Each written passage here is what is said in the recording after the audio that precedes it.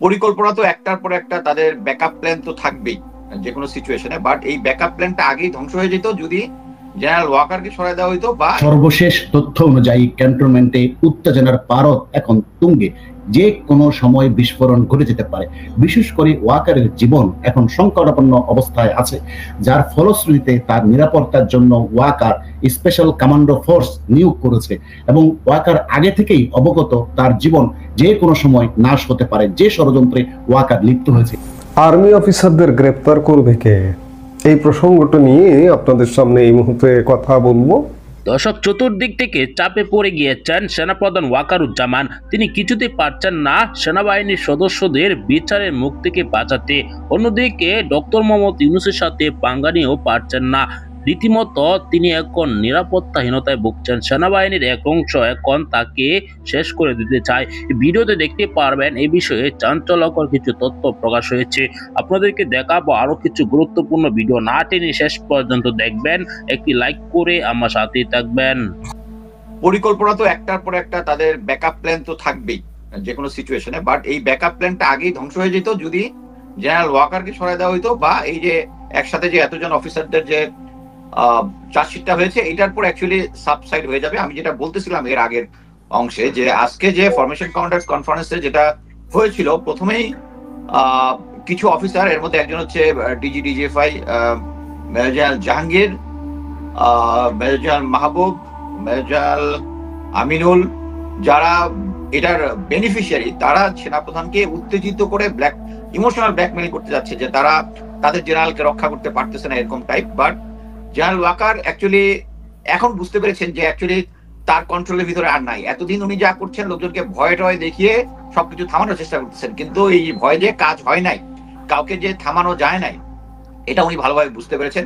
তা আমি মনে করি না ওই যেটা হাসান নাসির স্যার বলেছেন যে এটা just tip of the iceberg, এটা চলতেই থাকবে এবং এটা ফার্স্ট ফেজ, সেকেন্ড ফেজ, আস্তে আস্তে সবগুলোর রায় বের হতে থাকবে, চার্জশিট বের হতে থাকবে। সো এটা নিয়ে দুশ্চিন্তার কিছু নাই। এখানে আমি আরেকটা জিনিস ক্লারিফাই করি, যে এখানে যারা এই 23 জন অফিসারের মধ্যে 17 জন হচ্ছে সার্ভিং, এর মধ্যে 2 জন মেজর জেনারেল। অনেকেই আশঙ্কা করতেছে যে তারা যদি পালিয়ে যায়। এর আগে যেটা হয়েছে আমরা জানি যে lieutenant general Akbar, lieutenant general Tabrez Shams, lieutenant general Saiful Alam, major general Hamid, এরা সবাই পালিয়ে গেছে। এবং এরা যে পালিয়ে গেছে, অ্যাটলিস্ট একজনেরটা আমি কনফার্ম করতে পারি যে সরাসরি জেনারেল ওয়াকারের যোগ সাজেছে, যেটা হচ্ছে মেজর জেনারেল সাইফুল আলম। সে বাসা থেকে যে বেরিয়ে গেছে এবং ওখানে যারা ডিউটিরত ছিল তাদের সাথে একটা কানেকশন আমি জানতে পারছি, সরাসরি জেনারেল ওয়াকার তাদেরকে হেল্প করেছে। আমি এটার ডিটেলস বলবো না, তাহলে ওই গার্ড বেচারা ধরা খাবে। সো এইটা হচ্ছে উনি নিজেকে ও সবাইকে পালিয়ে যেতে দিয়েছে, তাতে কোনো ডাউট নাই। এবং জেনারেল আকবরকে তো উনি অ্যাকচুয়ালি উনি যখন এলপিআর ছিল, এলপিআর 1 বছর সেনাবাহিনীর বাসা রাখতে পারে, কিন্তু উনি পরবর্তীতে আরো 3 মাস এক্সটেনশন দিয়েছিলেন জেনারেল ওয়াকার তাকে। তাতে বোঝা যাচ্ছে তার সাথে যে ইন্টিমেট রিলেশনটা আছে, যে ইনস্টেড তার এগেইনস্টে যতগুলো কমপ্লেন ছিল তখন তো আমরা অলরেডি জানতাম সে গুম-খুনের সাথে জড়িত, তারপরে তাকে এক্সটেনশন দিয়েছিল এবং জেনারেল ওয়াকার এদেরকে পালিয়ে যেতে সাহায্য করছে। এটার কারণে আমি যে কজন আছে সবাইকে জেনারেল ওয়াকার এবং মসজিদে যাওয়ার নাম করে, যে মসজিদে যাচ্ছে নাম করে, যেহেতু সে একটা লেফটেন্যান্ট জেনারেল, তাকে কেউ ইয়া করে নাই। আচ্ছা, যারা এই আইসিটি কোর্ট একটা খুব স্মার্ট কাজ করেছে, সেটা হচ্ছে এই যে আপনি যদি চার্জশিটের যে অর্ডারটা যদি দেখেন, এখানে কিন্তু প্রতিটা গোয়েন্দা সংস্থাকে, ইভেন আর্মি সিকিউরিটি ইউনিটকে কপি দেওয়া হয়েছে, মানে সবাইকে কনসার্ন আর্মির থেকে শুরু করে সবাইকে দেওয়া হয়েছে। অতএব এখন যদি পালিয়ে যায়, এটার দায় কিন্তু আগের গুলো নেওয়া উচিত ছিল। আমি মনে করি আগের গুলোর দায়ও জেনারেল ওয়াকারের কাছে নেওয়া যাবে, কিন্তু এইবার কিন্তু অফিসিয়ালি নেওয়া যাবে, যে আপনাদেরকে দেওয়া এই সার্ভিস অফিসার গুলো এখান থেকে পালিয়ে যেতে। যে 12টা সেক্টরে কপি দেওয়া হয়েছে। কারেক্ট সবগুলো সেক্টরে। অতএব এভরিবডি ইজ কনসার্ন নাও যে এই অফিসার গুলো এখানে আছে। সো আজকে যেটা চেষ্টা করেছে পালিয়ে যেতে পারবে না, পারবে ইনশাআল্লাহ পালিয়ে যেতে পারে, বাট পালিয়ে যদি যায়ও এটার জন্য চিন্তা করতে হবে। এবং আমি জানি না কখন এই বিষয়ে কি বলে প্রফেসর ইউনূস স্ট্রং হবেন। এখানে স্ট্রং হওয়ার যথেষ্ট কারণ আছে এবং পুরা জনগণ প্রফেসর ইউনূসের পাশে দাঁড়াবে। এখানে এই রিলেটেড কোনো কিছু যদি হয়, আমি মনে করি এখনই যদি উনি জেনারেল ওয়াকারকে ফায়ার করেন এবং এটা নিয়ে যদি কোনো কিছু হয়, পুরা জনগণ রাস্তায় নেমে আসবে তাকে সাপোর্ট দেওয়ার জন্য। বাট এই সুযোগটা উনি কেন গ্রহণ করতেছেন না?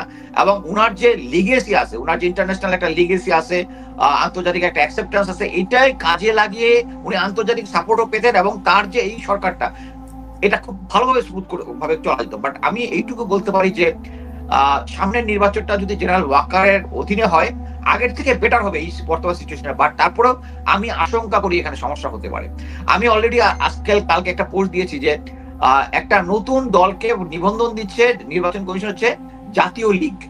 যেই জাতীয় লীগটা হচ্ছে আগে আওয়ামী লীগ থেকে বের হয়ে এখানে আসছিল, এবং এটাতে মানে কোনো কমপ্লিকেসি নাই। কারণ কি, তারা সম্ভবত প্রেসিডেন্ট জিয়ার আমলে একটা এই জাতীয় লীগটা পরে বিলুপ্ত হয়ে গেছে, একটা আসরও পাইছিল। মানে নিয়ম অনুযায়ী নতুন কোন দল নিবন্ধিত হইলে কতগুলা ডিস্ট্রিক্টে, কতগুলা 122টা উপজেলায় তাদের অফিস দেখাইতে হবে, অনেক ঝামেলা আছে। বাট কারো যদি নির্বাচিত এমপি থাকে, তো ওদের একটা নির্বাচিত এমপি ছিল, ইজিলি ওরা পেয়ে যাচ্ছে। এবং এটার ব্যাপারে আমি কয়েকজন অফিসারের সাথে কথা বললাম যারা রাজনীতির সাথে জড়িত, তারা বললো মনে হচ্ছে যে নির্বাচন কমিশন অ্যাকচুয়ালি পক্ষপাত দুষ্টভাবে এই দলটাকে দিয়ে দিচ্ছে, এবং এটাই কাভারে ফিউচারে হয়তো আওয়ামী লীগ আসতে পারে। সর্বশেষ তথ্য অনুযায়ী ক্যান্টনমেন্টে উত্তেজনার পারদ এখন তুঙ্গে, যে কোনো সময় বিস্ফোরণ ঘটে যেতে পারে। বিশেষ করে ওয়াকারের জীবন এখন সংকটাপন্ন অবস্থায় আছে, যার ফলশ্রুতিতে তার নিরাপত্তার জন্য ওয়াকার স্পেশাল কমান্ডো ফোর্স নিয়োগ করেছে, এবং ওয়াকার আগে থেকেই অবগত তার জীবন যে কোনো সময় নাশ হতে পারে, যে ষড়যন্ত্রে ওয়াকার লিপ্ত হয়েছে। এই জন্য সে সাভার ক্যান্টনমেন্টের জিওসিকেও কিন্তু নতুন করে নিয়োগ দিয়েছিল, যাতে করে তার জীবন রক্ষা করতে পারে। কিন্তু শেষ পর্যন্ত তার জীবন রক্ষা হচ্ছে না, কেননা তিনি আমেরিকা এবং ইউনূসের বিরুদ্ধে যে কথাটি বলেছিলেন, আপনাদের মনে আছে, নো মোর ব্লাডি করিডোর। এই কথাটি বলে আমেরিকার রোষানলে পড়েছে, যার ফলশ্রুতিতে বাংলাদেশ সেনাবাহিনীকে ডেমলিশ করে দেওয়া, ধ্বংস করে দেওয়া, দুর্বল করে দেওয়া আমেরিকার উদ্দেশ্য, যাতে করে আমেরিকার যে অসৎ উদ্দেশ্য বাংলাদেশে বাস্তবায়ন করতে পারে সেটা হাসিল করতে। প্রিয় দর্শক, আপনারা জানেন বর্তমান সময়ে খুবই আলোচনার বিষয় হচ্ছে সেনাবাহিনীর ভিতরে গুম খুনের সাথে জড়িত থাকা কয়েকশো সেনা কর্মকর্তার বিরুদ্ধে বিচারের কার্যক্রম শুরু করে দিয়েছে অন্তর্বর্তীকালীন সরকার। তারা গুম খুনের সাথে জড়িত ছিল, তাদের বিচার হবে। কিন্তু অনেক সেনাবাহিনীর সদস্যরা বলছে তাদের যদি বিচার হয় তাহলে সেনাবাহিনীর মান সম্মান ক্ষুণ্ণ হবে। মূলত এটা নিয়ে কিন্তু সেনাবাহিনীর ভিতরে উত্তেজনা। সেনাবাহিনীর সদস্যরা চাচ্ছে তাদের বিচার তারাই করবে, কিন্তু ওয়াকারুজ্জামান কিছুতেই পারছেন না সরকারের সাথে পাঙ্গা নিয়ে। সরকার বলছে তাদের বিচার হবে আন্তর্জাতিক অপরাধ ট্রাইব্যুনালে। সেই জন্য জেনারেল ওয়াকার কঠিন নিরাপত্তাহীনতায় ভুগছেন। সেনাবাহিনীর এক অংশ তাকে খুঁজছে, এমনকি সেনাবাহিনীর যারা ওয়াকারের পক্ষে লোক তাদের নিয়োগ দেওয়া হয়েছে ওয়াকারকে বাঁচানোর জন্য।